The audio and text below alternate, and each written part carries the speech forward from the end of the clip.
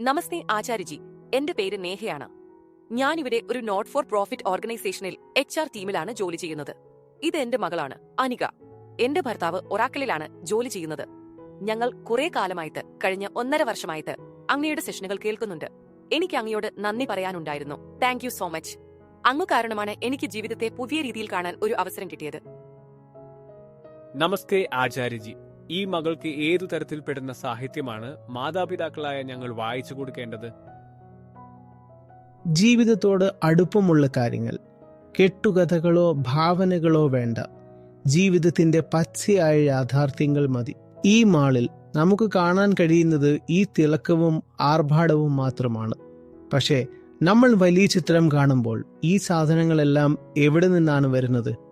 അവിടെ ചിലപ്പോൾ ബാലവേല കണ്ടേക്കാം, കാർബൺ എമിഷൻ കണ്ടേക്കാം, മൃഗങ്ങളെ ചൂഷണം ചെയ്യുന്നത് നമ്മൾ കണ്ടേക്കാം, പലതരം മലിനീകരണം നടക്കുന്നതായി കണ്ടേക്കാം. ഇപ്പോൾ നമുക്കൊരു കാര്യം ചെയ്യാം. മാളിൽ വെച്ച് കുട്ടിക്ക് എന്തെങ്കിലും വിനോദം വാങ്ങിക്കൊടുക്കാം. അല്ലെങ്കിൽ നമുക്ക് ചെയ്യാവുന്നത്, സംസാരിക്കുന്നതിനിടയിൽ കുട്ടിയുടെ തലത്തിൽ എളുപ്പമുള്ള രീതിയിൽ ലളിതമാക്കി അവളോട് ചോദിക്കാം, അല്ലെങ്കിൽ ഈ സാധനം എവിടെ നിന്നാണ് വരുന്നത്, എങ്ങനെയാണ് ഉണ്ടാവുന്നത്? ഇപ്പോൾ ഇവിടെ ഇത്രയും നല്ല പ്രകാശമുണ്ട്. ഈ സാധനങ്ങൾ ഉണ്ടാക്കുന്ന സ്ഥലത്ത് എന്തായിരിക്കും അവസ്ഥ? അവിടെയും ഇത്രയും വൃത്തിയും പ്രകാശവും ഉണ്ടാകുമോ? അവൾക്ക് മനസ്സിലാക്കാൻ കഴിയുന്ന തലത്തിൽ കാര്യങ്ങൾ എന്തായിരിക്കും? ഇതൊക്കെ ചെറിയ കാര്യങ്ങളാണ്. ഉദാഹരണത്തിന്, താഴെ ഫുഡ് കോർട്ടുണ്ട്. അവിടെ എല്ലാ തരം ഭക്ഷണവുമുണ്ട്. മാംസമുണ്ട്, ഒരുപാട് നോൺ വെജ് ഉണ്ട്.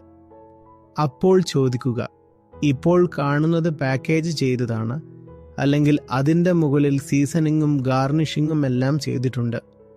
അതുകൊണ്ട് ഇങ്ങനെ തോന്നുന്നു. പക്ഷെ ഇത് ഒരാളുടെ ശരീരമായിരുന്നു.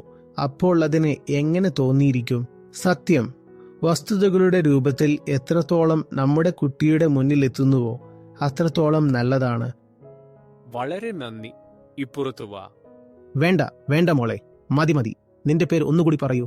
അമ്മ പറഞ്ഞിരുന്നല്ലോ. അനിക. അനിക.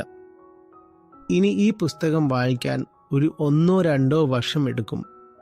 നീ ഏത് ക്ലാസ്സിലാണ് പഠിക്കുന്നത്? UKG. UKG. നന്ദി. ഞങ്ങളുടെ ഹൈദരാബാദിൽ വന്നതിന് അങ്ങേക്ക് ഒരുപാട് നന്ദി.